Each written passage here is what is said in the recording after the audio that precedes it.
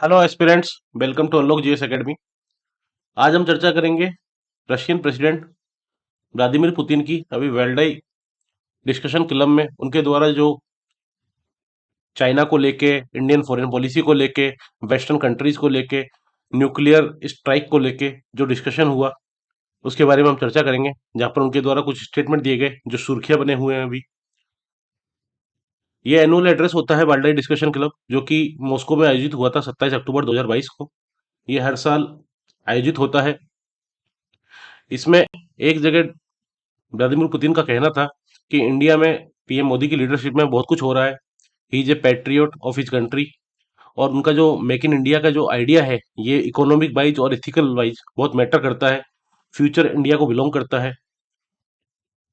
साथ ही उन्होंने कहा कि इस पे इंडिया में प्राउड फील किया जा सकता है कि ये largest democracy in the world है, दुनिया की सबसे बड़ी डेमोक्रेसी है, लोकतांत्रिक देश है। साथ ही उन्होंने प्रधानमंत्री मोदी को काफी प्रेज किया और उनका कहना था कि प्रधानमंत्री, जब उनसे पूछा गया, जब प्रधानमंत्री नरेंद्र मोदी ने रशियन प्रेसिडेंट को संघाई कोऑपरेशन ऑर्गेनाइजेशन के साइडलाइन में जो मीटिंग हुई थी वहां पर कहा था कि it's not an era of war, इस बारे में पूछा गया तो उनका जवाब था कि प्रधानमंत्री नरेंद्र मोदी दुनिया के उन चुनिंदा लीडर्स में से एक हैं जो इंडिपेंडेंट फॉरेन पॉलिसी को परस्यू करते हैं, स्वतंत्र विदेश नीति को परस्यू करते हैं, अपने इंटरेस्ट के लिए, अपने देश के इंटरेस्ट के लिए और देश के लोगों के इंटरेस्ट के लिए, बिना किसी हिचक के। तो ये अपने आप में भारत की विदेश नीति की, ये किसी पर्टिकुलर एक व्यक्ति की या एक पार्टी की प्रशंसा नहीं थी, ये भारत की प्रशंसा थी, भारत की विदेश नीति की प्रशंसा थी कि इतने मुश्किल समय में भी भारत एक स्वतंत्र विदेश नीति को परस्यू कर रहा है, जिसमें ईस्टर्न कंट्रीज या वेस्टर्न ब्लॉक हो, दोनों ही भारत को अपने खेमे में रखना चाहते हैं। साथ ही उन्होंने इंडिया को लेके कुछ और स्टेटमेंट दिए, जिसमें उन्होंने कहा कि इंडिया का न केवल ग्रेट फ्यूचर है, बल्कि आने वाली वर्ल्ड पॉलिटिक्स में इंडिया का जो रोल है वो बहुत ग्रोइंग रोल है, जो कि भारत की विदेश नीति में झलकता भी है अभी। साथ ही उन्होंने इंडिया को प्रेज करते हुए कहा कि ब्रिटिश कॉलोनी से मॉडर्न स्टेट बनने तक का जो सफर है, 1.5 बिलियन, ऑलमोस्ट 1.5 बिलियन लोगों का जो टेंजिबल डेवलपमेंट रिजल्ट्स है, उसको देख के आपको इंडिया के लिए एडमिरेशन आती है, रेस्पेक्ट आती है हर किसी को। साथ ही उन्होंने इंडिया के साथ जो रशिया की रिलेशनशिप है उसको लेके बोला कि हमारी एक स्पेशल सीरियस रिलेशनशिप है इंडिया के साथ, और एक हम क्लोज एलाई रहे हैं शुरू से, काफी डिकेड से, और कोई भी आउटस्टैंडिंग इश्यू नहीं रहा है इंडिया और रशिया के बीच में। एक दूसरे देशों को सपोर्ट किया है रशिया और इंडिया ने। साथ ही ये सपोर्ट अभी भी चल रहा है और उन्होंने कहा कि मैं पॉजिटिव हूं कि ये फ्यूचर में भी रहने वाला है। साथ ही उन्होंने एक इंसिडेंट के बारे में शेयर किया, जिसमें उन्होंने कहा कि प्रधानमंत्री मोदी के द्वारा जब फर्टिलाइजर की सप्लाई काफी कम हो गई थी यूक्रेन रशिया वार के बाद, तो प्रधानमंत्री मोदी के द्वारा रशियन प्रेसिडेंट को फर्टिलाइजर सप्लाई को बढ़ाने के लिए बोला गया, और उसके बाद से उसको 7.5 गुना बढ़ाया गया फर्टिलाइजर सप्लाई को रशिया के द्वारा। साथ ही उन्होंने कहा कि एग्रीकल्चर में जो ट्रेड है वो ऑलमोस्ट डबल हुआ इसी पर्टिकुलर टाइम फ्रेम में। बाल्डाई डिस्कशन क्लब की अगर हम बात करें तो बाल्डाई डिस्कशन क्लब ये Moscow based think tank discussion forum है, जो कि माना जाता है कि प्रेसिडेंट व्लादिमीर पुतिन से क्लोजली एसोसिएटेड है, जो कि 2004 में ये एस्टेब्लिश हुआ था। और लेक वाल्डाई के नाम पर इस क्लब का नाम पड़ता है, जहां पर पहली मीटिंग हुई थी इस पर्टिकुलर क्लब की। वेस्टर्न कंट्रीज के द्वारा, वेस्टर्न कमेंटेटर्स के द्वारा इसको रसिया का प्रोपेगेंडा एफर्ट माना जाता है, कि रशिया का प्रोपेगेंडा एफर्ट है। ये वर्ल्ड ये वाल्डाई लेक है, जिसकी लोकेशन अगर आप देखें तो ये लेक वाल्डिस्कोई, ये लेक वाल्डाई लेक है, जो कि मॉस्को से लगभग 400 किलोमीटर नॉर्थ में अवस्थित है। अगर इंडिया और रशिया की कुछ समय से, पिछले साल भर में या पिछले 7-8 महीने में, जब से यूक्रेन वॉर शुरू हुआ है उसके बाद से अगर हम डेवलपमेंट देखें, तो हमें पता लगता है जब रशियन ऑयल को खरीदने को लेके वेस्टर्न कंट्रीज के द्वारा इंडिया को क्रिटिसाइज किया जा रहा था, तो भारतीय विदेश मंत्री डॉक्टर एस जयशंकर ने बहुत स्पष्ट शब्दों में इंडिया के स्टैंड को रखा था। उनका कहना था कि गवर्नमेंट की मॉरल ड्यूटी है कि वो अपने सिटीजन्स के लिए बेस्ट डील लेके आए। अगर कहीं से हमें चीप ऑयल या चीप गैस मिलती है तो हमारी ये जिम्मेदारी बनती है कि हम हमारे सिटीजन्स के लिए वो चीप और बेस्ट डील एक्वायर करें। साथ ही जब वेस्टर्न कंट्रीज के द्वारा ये बोला गया, क्रिटिक किया गया कि इंडिया जो रशियन ऑयल खरीद रहा है, इससे फंड कर रहा है, इंडिया वॉर को फंड कर रहा है, यूक्रेन में जो वॉर चल रही है, तो इस पे जयशंकर, डॉक्टर एस जयशंकर ने काउंटर आर्गुमेंट किया था कि केवल only Indian money funds war, कि केवल क्या इंडियन मनी से ही वॉर को फंड किया जा रहा है? जो यूरोपियन कंट्रीज गैस खरीद रही हैं रशिया से, उससे फंड नहीं हो रही वॉर। तो ये भारतीय विदेश नीति है जो एग्रेसिव भी है एट द सेम टाइम और अपने स्टैंड को क्लियरली रख भी रही है। साथ ही ऑस्ट्रेलिया के अपने दौरे पे जब डॉक्टर एस जयशंकर से पूछा गया इंडियन इन्वेंट्री के बारे में कि इंडियन इन्वेंट्री में रशियन वेपन्स बहुत ज्यादा हैं और रशिया पे इतना ज्यादा डिनाई करता है इंडिया, तो इस पे जवाब में उन्होंने कहा था कि इंडियन इन्वेंट्री जो रशिया वेपन्स की है वो क्यों ग्रो हुई, उसका कारण क्या था।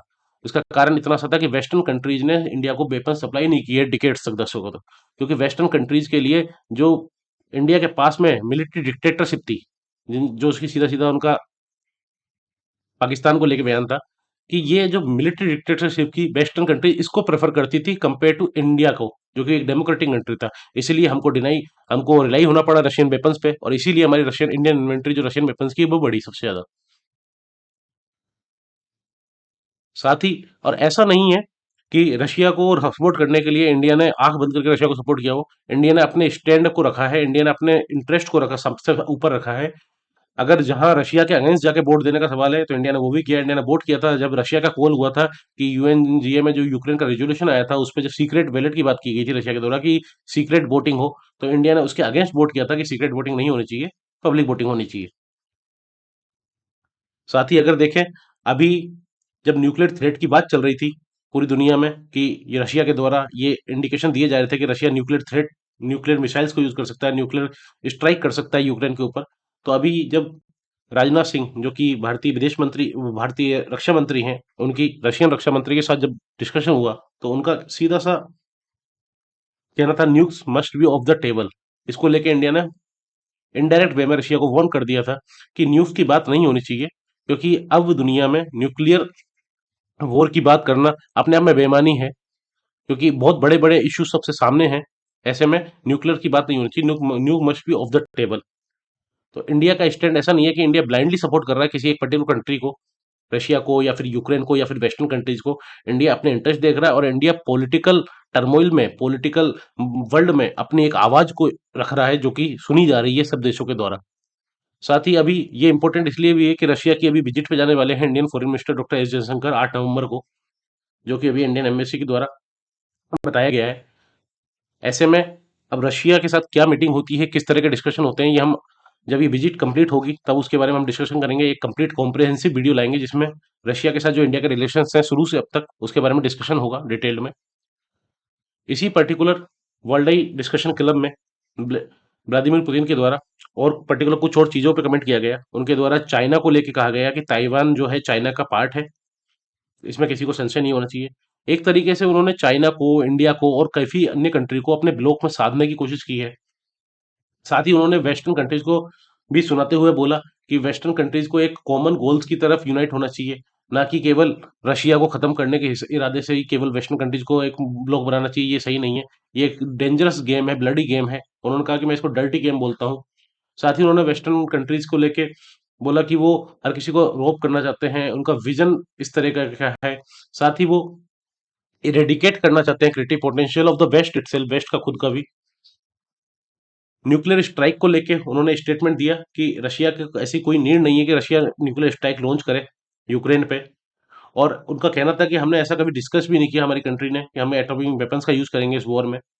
साथ ही उनका कहना था कि हमने केवल हिंट दिया था जब ये यूएस और यूरोपियन कंट्रीज के द्वारा डिस्कशन किया जा रहा था एटॉमिक कन्फ्लिक्ट को लेकर, तो हमने हिंट किया था कि हम यूज कर सकते हैं। ऐसा नहीं है कि हमारी कोई मॉरल रेस्पॉन्सिबिलिटी कि हम यूज नहीं करेंगे, लेकिन अगर ऐसा कुछ होता है तो हम यूज कर सकते हैं, लेकिन ऐसा नहीं है कि हमको यूज करना है। रशिया को, यूक्रेन को ऐसा कुछ यूज करने का हमारा कोई इरादा नहीं है। तो इस चीज को लेके जो क्लाउड था, एक फियर ऑफ क्लाउड था न्यूक्लियर स्ट्राइक को लेके, इसको उन्होंने साफ किया। साथ ही उन्होंने कहा कि यूरोपियन कंट्रीज और जो यूएसए है, वेस्टर्न कंट्रीज हैं, ये मेनली जो मॉस्को के फ्रेंड्स हैं, जो रशिया के एलाइज हैं, उनको ये दिखाना चाहते हैं एटॉमिक कन्फ्लिक्ट को लेके, एटॉमिक न्यूक्लियर स्ट्राइक को लेके कि रशिया कितना ट्रेडिबल है, कि रशिया न्यूक्लियर स्ट्राइक कर सकता है। तो ऐसा नहीं है, हम ऐसा नहीं करना चाहते। तो ये स्टैंड जो था ये काफी सराहनीय स्टैंड था कि उन्होंने न्यूक्लियर स्ट्राइक को लेके जो फियर ऑफ क्लाउड था उसको साफ किया। इस तरह से ये डिस्कशन मेनली तो इम्पोर्टेंट है इसलिए कि ये इंडिया की फॉरेन पॉलिसी हमें देखने को मिलती है कि इंडिया की फॉरेन पॉलिसी एक सही डायरेक्शन में जा रही है, जिसमें इंडिया अपना स्टैंड ले रहा है वर्ल्ड पॉलिटिक्स में और अपनी बात को प्रखरता से रख रहा है, अपने इंटरेस्ट को प्रखरता से रख रहा है, बिना किसी दबाव में आए हुए। इस तरह के और वीडियो हम आपके सामने लाते रहेंगे। देखते रहिए अनलॉक जीएस एकेडमी। बहुत बहुत धन्यवाद।